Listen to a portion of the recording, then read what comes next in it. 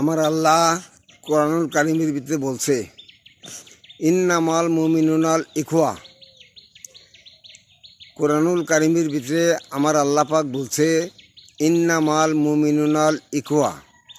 অতএব সমস্ত মুসলমান তোমরা ভাই ভাই। যত মুসলমান দুনিয়াতে আছে সমস্ত মুসলমান তোমরা ভাই ভাই। এরা আমার আল্লাহ পাক বলে দিছে, সমস্ত মুসলমান ভাই ভাই। আর এখন এক মুসলমান আর এক মুসলমানের শত্রু, এক মুসলমান আর এক মুসলমানের শত্রু, একদম কিরম পরম শত্রু।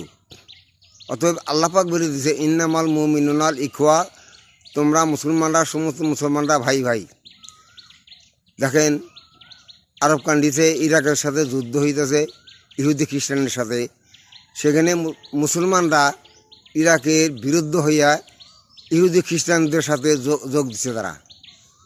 তারা ইরাকের বিরুদ্ধে কথা বলে, ইরানের বিরুদ্ধে কথা বলতেছে।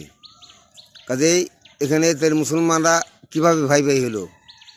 আল্লাহ পাক বলছে, সমস্ত দুনিয়াতে যত মুসলমান আছে তোমরা সমস্ত মুসলমানরা ভাই ভাই। হ্যাঁ, দেখেন, এক মুসলমান আর এক মুসলমানের চিরশত্রু।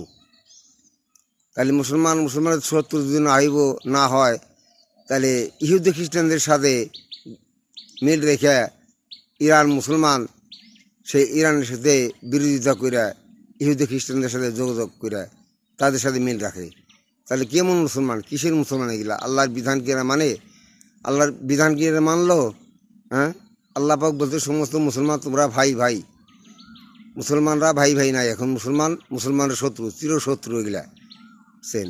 কাজেই এক মুসলমান আর এক মুসলমানরা ভাই ভাই হিসাবে থাকলে আল্লাহ পাক বলে দিছে, তোমরা মুসলমান ভাই ভাই ভাই ভাই হিসাবে থাকবা, মিল থাকবা সমস্ত মুসলমানরা। এখন মুসলমানের চিরশত্রু।